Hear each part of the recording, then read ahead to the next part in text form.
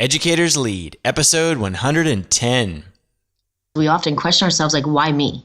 Okay, yeah, but why me? It won't happen because it's me. Like, why would it be me? And instead change that to why not me? It has to be someone. Welcome to Educators Lead, where we interview leaders in education to offer inspiration and practical advice to help launch educators into the next level of leadership. I'm your host, Jay Willis, and I want to thank you for subscribing to our show.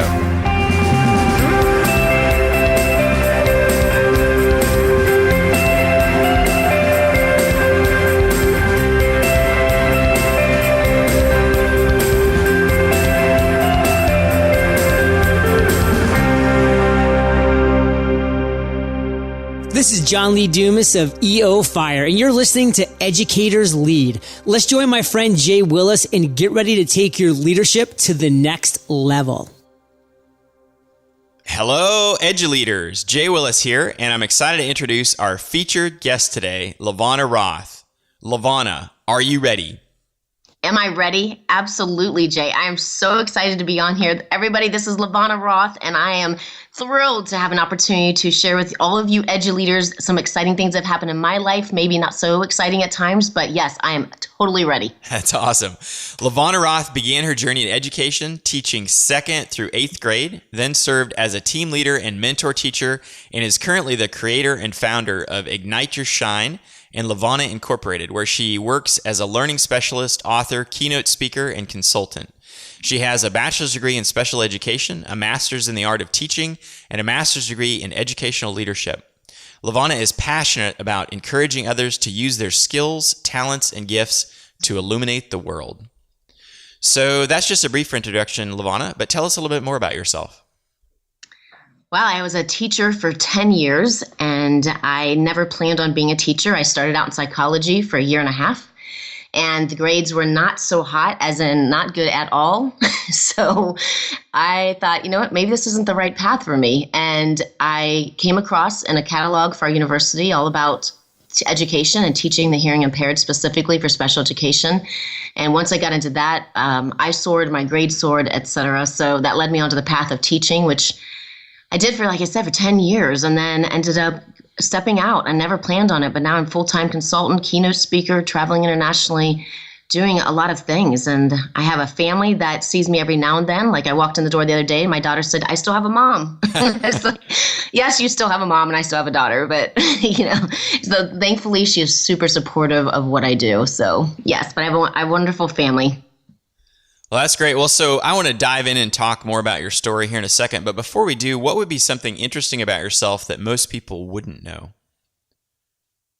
Oh, wow. Interesting. I'm going to say, I guess there's several things that, it's funny because I always think I'm like very ordinary and people are like, you did that? Wait, so I'm going to say the fact that I was field commander of the marching band.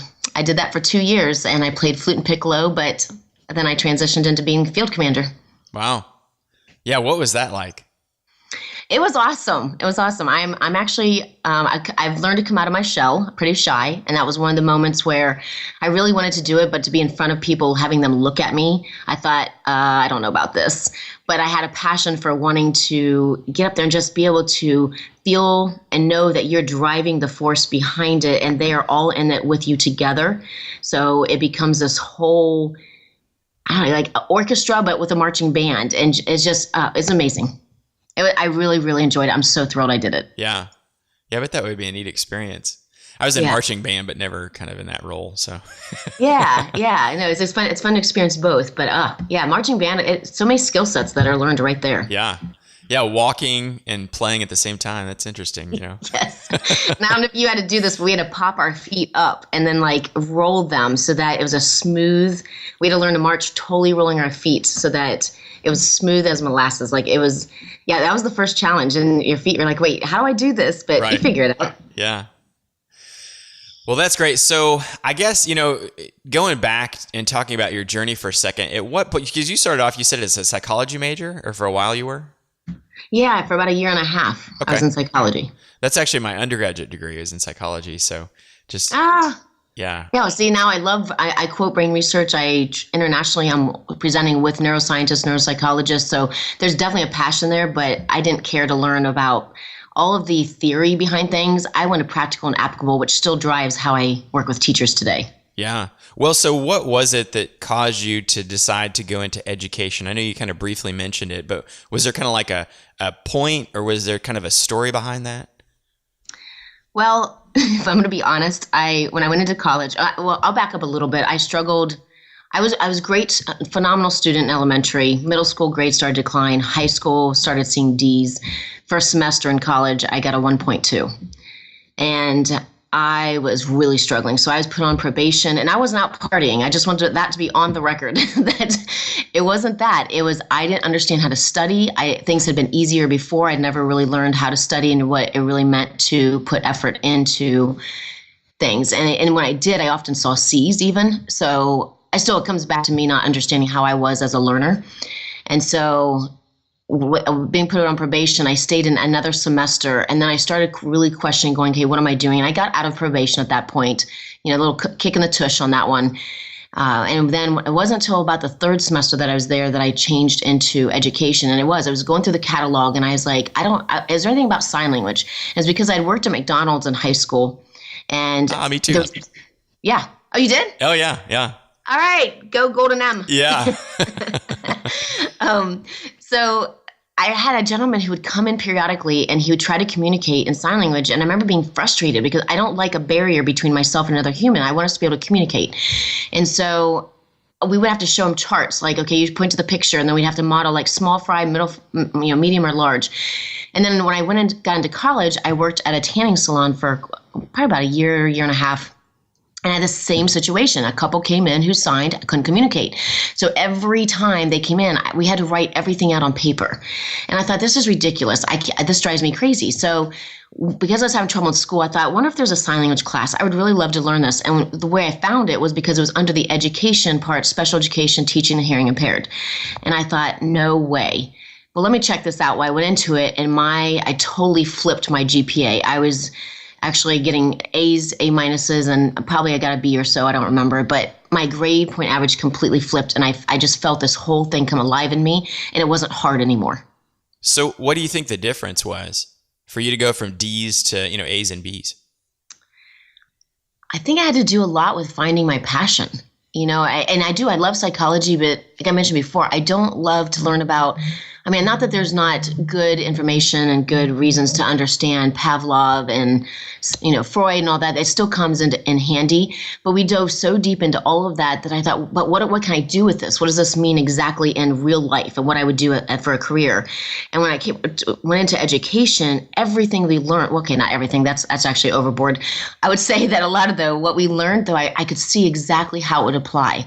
And I don't think I ever thought about teaching as a career, and it ended up being that I realized that I actually had a love for it. And when I started going to classrooms and being around students, I was like, oh my goodness, I want to do this. And then I also wanted to teach, Jay. I wanted to teach because I wanted to change how some of the classes that I was taught where I didn't learn well. I wanted to reach students who struggled like I did. And that's when it hit me that I actually could make this change. And so social studies, for example, was one of the biggest things I loved to teach because I didn't want it to be how I was taught. And I'm not saying anything negative about those teachers. They knew what they knew. But we read a chapter, answered the questions at the end. We read the next chapter, answered the questions at the end. Except in 7th grade, I remember having a teacher, we did projects. And I loved his class because of that. And that's why I thought, what? This is how I want to teach. I want to reach students who struggle like myself, and we are going to make it hands-on. And then that's what led me into learning about brain research. Yeah. And so you were in the classroom. What was your first position after you graduated from college then? It would have been 7th and 8th grade at a middle school. Okay. And then you were in the classroom for how long before you kind of moved into more of like the mentor teacher and the team leader? So I taught in Ohio, so I have to say OH, and hopefully somebody's saying IO back.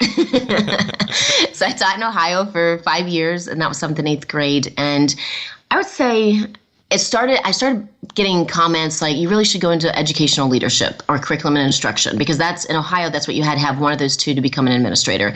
But I had no interest in it. And then we started a mentor program where we found students who were at risk, And those students were partnered up with a teacher. So I ended up mentoring some of them. And that put me more into like a mentor role as far as teacher to student. And then when I moved to Florida, I taught here as well for 5 years, and it became more opportunities. Like, could you present for the district? We'd love for you to be on our school advisory council. You really should go get your educational leadership degree. And just roles started being pointed out to me. Eventually, I interviewed because the state of Florida, it was only for 1 year, but they were doing mentor teachers through, it was called the BEST program, which was an acronym. And you had to go through this rigorous process of writing out essays, the application forms, and filling out all these questions and such. And then you sat in front of a committee to be interviewed. And I was chosen for a mentor teacher there. And like I said, unfortunately, it was only for a year, but it put me into a leadership role to be able to help other educators who, needed to grow or wanted to grow. But the crazy thing about that, Jay, is that I didn't understand why I was considered a good teacher. I was like, well, everybody does what I do. Like, this is not anything, great, anything different. And then when I started talking to more educators, because at that time it was very silo-like, it blew my mind. I was like, oh my goodness, like I am one that wants to go out and learn, but not everybody does that or realizes they can do that. And so I had an opportunity to finally see, oh my goodness, so here's how you could change that to make it better. But it really didn't happen until I started really digging into brain research, that's when the light bulb went off, that I went, oh my goodness, this is why things work in my classroom. And it's more effective. If I could share that with others, we could make even a bigger difference. Yeah. So what called you out of the classroom, I guess? What was it that caused you to go from what you were doing there in the classroom, and kind of what was your inspiration to go do something different? So I was getting ready to become an administrator. And so because I'd gone back and got my second degree, educational leadership. And I was told that, if you want to try anything different, now would be the time, because the advice I was given, whether it was correct or not correct, I don't know. But if you become an administrator and you leave and you try to come back, you can come back as a teacher, but not as an administrator. So that's when I stepped out, and I thought, let me just give it a shot and let's see what else is out there. And so I worked for this university recruiting teachers to get their master's and doctorate, and as well as administrators. And that led to me becoming the regional manager of the Southeast.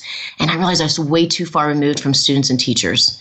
And I wasn't happy. I wasn't content. So then I ended up working for 2 other companies at separate times and just did not have the best experiences with them. And finally, I kind of came home one day to my husband and I said, you know what, if they can run a company, I can too. And that led to Minds That Matter, Inc. Now, looking back, I had no idea what that meant. I do now. And it's one of those things that had I known, I wonder if I would have. I absolutely love what I do, but I thought, this will be easy. Yeah. Not understanding all the dynamics to it. So Minds That Matter, Inc. was it. But what I found is that a lot of people didn't connect Minds That Matter with me. It was what's the name of your company again? What's the name of your company again? And I thought, man, I really love that, but they're not connecting to it. So I just changed the name of it. And that's pretty much how it's all gone down the road. All right. So now LaVonna Inc., right? LaVonna Incorporated. Right. So tell us, what is your mission? What's your passion with that company? Ooh, where do we begin and how much time do you have? Gosh. Okay. So there are several things I could say here, but I would say the number one thing is, for me, it's always students. But it's been an interesting path for me because it's expanded beyond that. So with LaVonna Inc., it pulls in, my books and all about, brain power strategies and lessons and looking at brain research and how people learn. But I then launched, as you mentioned in my bio, Ignite Your Shine. And so my whole goal was to help students by helping teachers. And if I can help educators become better at what they do and understanding neuroscience, neuropsychology, and making that change, that we could then create a better path for students. And it would be a better path for teachers and a better path for students. But what I was really going for, and I feel like I just didn't quite make a difference there, which people said I did, but I still felt like there was more to this, is I launched Ignite Your Shine because SHINE is an acronym, and I wanted it to be where we break down this box, because we are phenomenal at putting students into a box of reading, writing, math, and science. And I am pretty sure every educator would agree with me that our students are so much more than that. I know I was.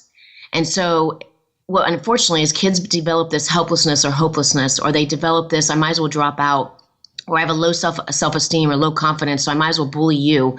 Like it becomes all this other path that is created that we could actually avoid. And so my whole goal with this originally was to break down this box to set students up for success. And by doing that, I help teachers ignite their shine, which then they also help students ignite their shine by using the acronym as the components of how do you make this happen. But what I found is that I get so many stories, and I have an Ignite Your Shine bracelet, and people hear about these bracelets and get these bracelets, and they've taken them so much further than I ever imagined. And what I realized through all of this is that every single one of us has a story. Every single one of us has, as Dr. Adolph Brown, he talks about 2 backpacks and how, our students have a physical backpack with supplies in it, and you can see the books and the pencils and the paper. Okay, with some students, some we're still working on that, right? But there's that's the first backpack of supplies, but there's a second backpack, and that's the one we don't see. And that's the story with every student, every person that we pass in the hallway, every parent that walks through our door, every person we pass in the grocery store. We don't always know their story. And I realized that everybody needs to ignite their shine. And so it's expanded way beyond what I ever imagined, where corporations are pulling me in now. So it's a little mind-blowing, but that was the original mission. And the mission now is to any way that I can help others to understand the value that they have and to not only honor and value themselves, but in others. I totally, truly believe we'd have an entirely different world. Yeah. Well, that's great. So what's that acronym again? What does each letter stand for? It is Ignite Your Shine. So that SHINE is the acronym, and S stands for self, because that's where you have to start. And self has 2 components to it. It is strengths. So what are your gifts, skills, and talents? And then how do you use that to serve you? Not in a selfish, greedy way, but what I find is so many people are great at serving others that they don't take care of them. So it's all about serving yourself and serving others. So it's self with strengths and serving. And then when you get to H is heart. What is your passion? Like what would light your world on fire if you could do it every single day? And if we could help students and help every individual find what are their strengths from self and what is their passion and put that together, it is a very powerful package. Because you can be passionate about something, but if you're not strong at it, chances are it may not be as successful. I'm not saying it won't be, but it's a more difficult road there, and you may get a little more burnout. And if we flip that, we have strengths, but you're not passionate about it, over time, we can pretty much guarantee a burnout. So it's finding those 2 things and putting them together. And then as we know, life loves to throw like curveballs and pitfalls and people who tell us you can't do that. Who do you think you are? That's way too big of a dream. Whatever it may be, that's why the letter I is inspire. So how do you stay inspired and how do you inspire others? And it's always dual. It's always about you personally, and it's always about others too. And then we get to N, and N is navigate. Because if you do nothing with your strengths, nothing with your passion, nothing with inspiration, then you're stuck.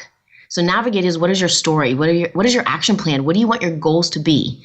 And all of that can change, and that's fine. It's your life. It's your story that you get to create. But at least have a vision in mind of what do you want that to be and why. And then when you do all of that, you get to E, which is exceptional. Because by hitting the self and the heart, which is also passion, inspire, and you navigate, you are on the way to become the exceptional person that you are meant to be. And our students are on the way to become the exceptional persons that they are meant to be.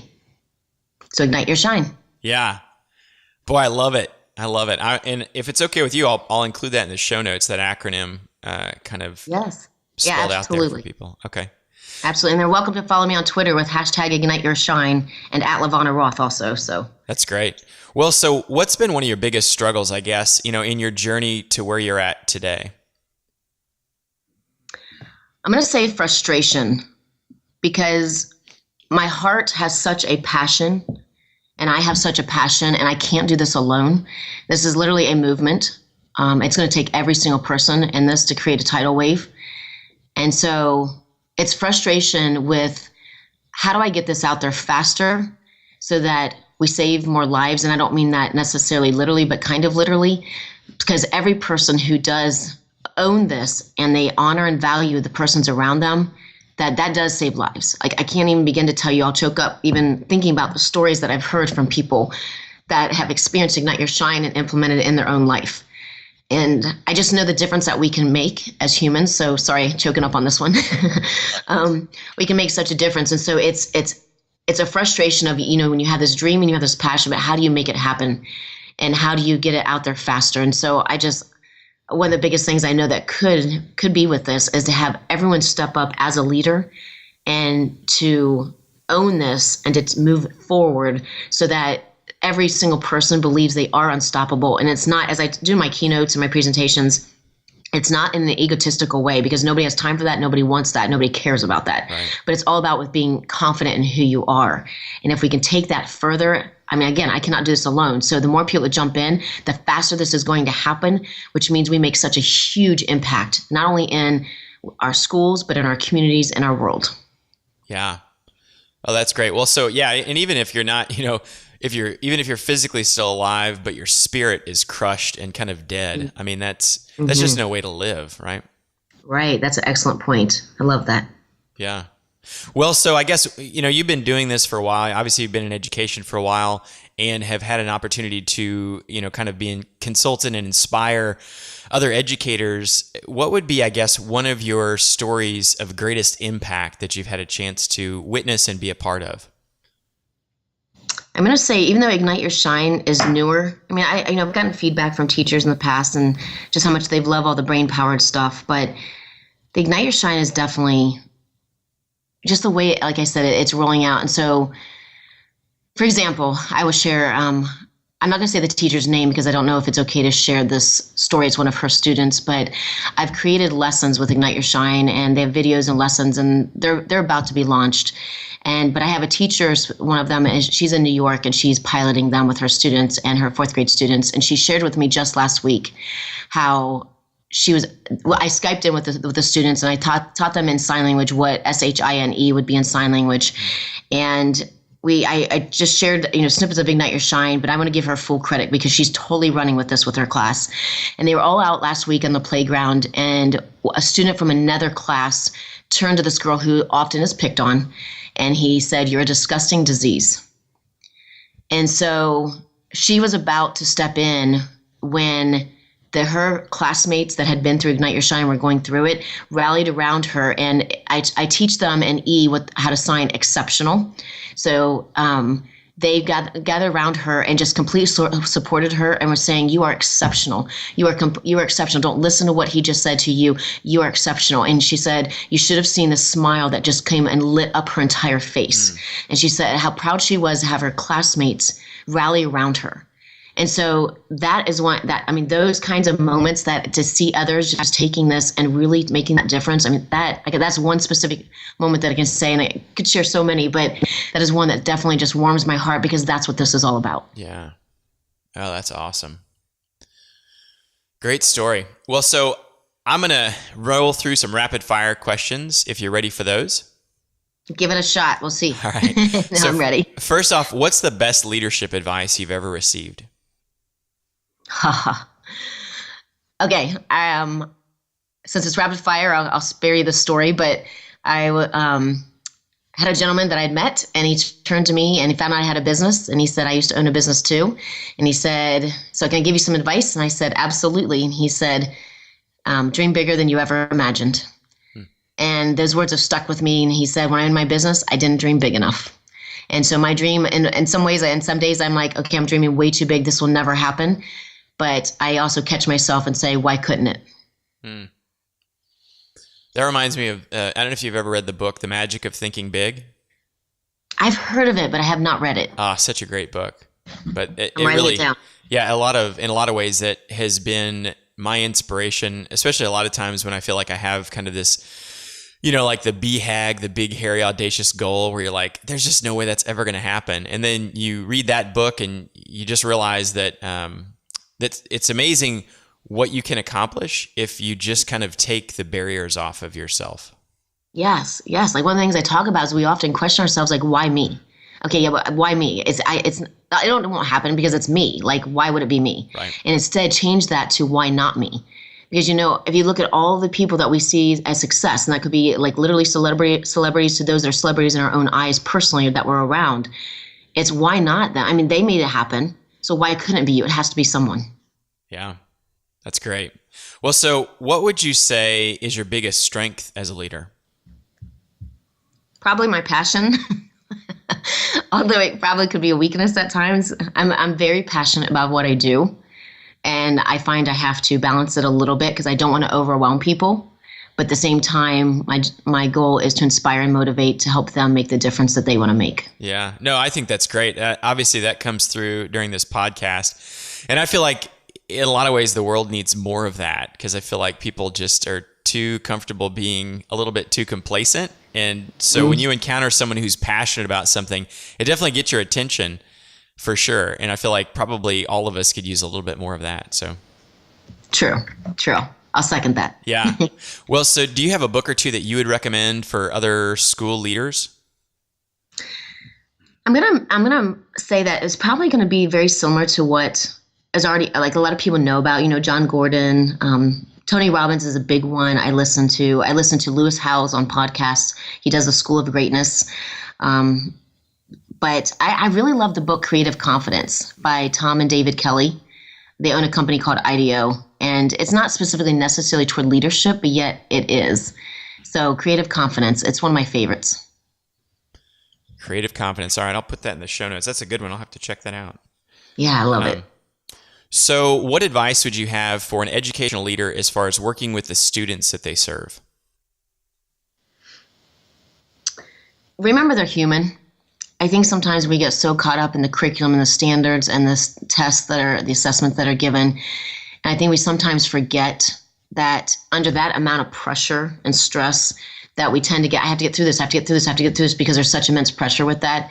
But the bottom line is we're there to serve students. And I had a 15-year veteran sit in front of me, tears streaming down her face, and she was thinking about leaving teaching. And I asked her, I said, when you go home at the end of the day, can you look in the mirror and say that I did the best that I could, and tomorrow I'm willing to do even better? And she said, absolutely. And I said, then it's not time for you to get out. That we do this for students. And I say, go back to treating them, having that relationship, number one, always treating them as a human, and then accomplishing everything else. Because if they don't feel confident in where they are, comfortable with where they are, they're not in a state of learning to begin with. So we have to make that a priority. Yeah, that's great advice. So it's that culture piece, Yeah. It's creating that culture. Well, and that helps you not get too caught up with the feelings of unworthiness, right? That you were talking about earlier. If you're really focused on serving, then you really aren't thinking about yourself and whether or not you're capable or competent enough to be in that role. You're just thinking about how can I serve? And so your focus is not on you, it's on others. Yes. And that's the beauty of what I love to see, is when somebody just lights up and they renew that passion, or they renew the sense of who they are. And going back to what you said, the word spirit, I absolutely love that. Yeah. Well, so last question I have, if you had a time machine and you could jump in it and go back to the point in time when you first made the decision to go into education, what advice would you go back and give to that younger version of yourself? Just one? No, I'm kidding. Give it your all. Go all in. Don't be afraid. Don't be afraid to take risks. Don't care what anybody else thinks or says. Don't worry about professional jealousy. Don't worry about being judged. Be you and go all in. Because when you do that, I have found that others rally with you.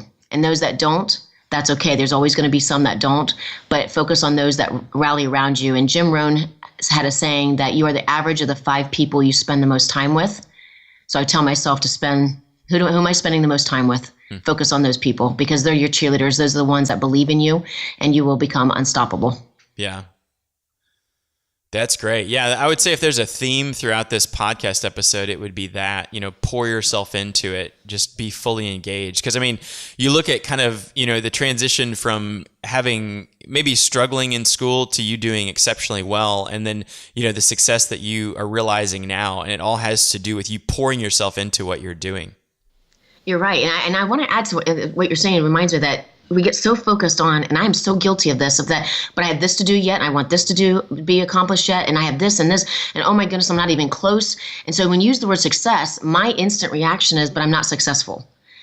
Yet it's because we forget to celebrate all of those little things. We forget yes, there's a big picture of what we want to see happen and change that wants to be made.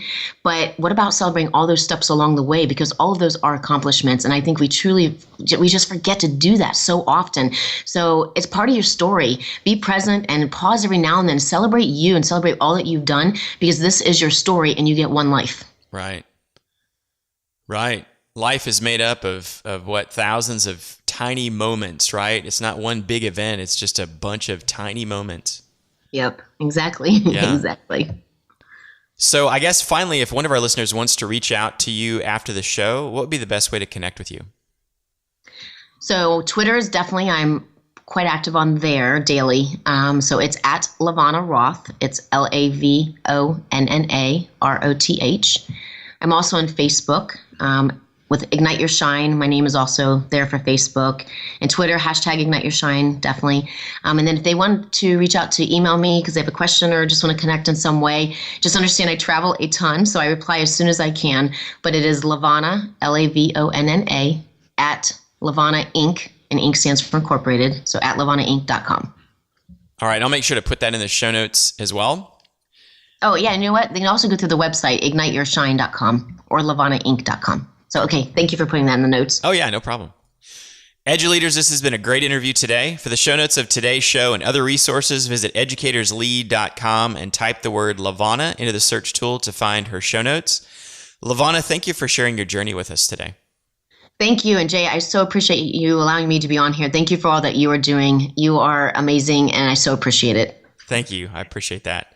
And that wraps up another episode of Educators Lead. This podcast is brought to you by Mometrics, the #1 test preparation company. Mometrics offers study materials for over 1,800 different exams, including the SAT, ACT, GED, end-of-course exams, state standard exams like the STAR, teacher certification exams, advanced placement, CLEP, ASVAB, GRE, and so many more. Mometrics takes the mountains of information students could be tested over for any given exam and boils it all down to just the fluff-free golden nuggets of information that are most likely to be on the exam. They couple that with some great study tips and test-taking strategies to help students maximize their test scores. With their interactive tutorial videos and a layout that makes lesson planning easy, Mometrics study guides, flashcards, and practice questions are a great fit for individual or classroom use. To learn more about our products and our vault of hundreds of free tutorial videos, please visit educatorslead.com/test prep. That's educatorslead.com/test prep. EduLeaders, thank you for joining us on Educators Lead. Visit us at educatorslead.com for everything we talked about today, free resources, and much, much more.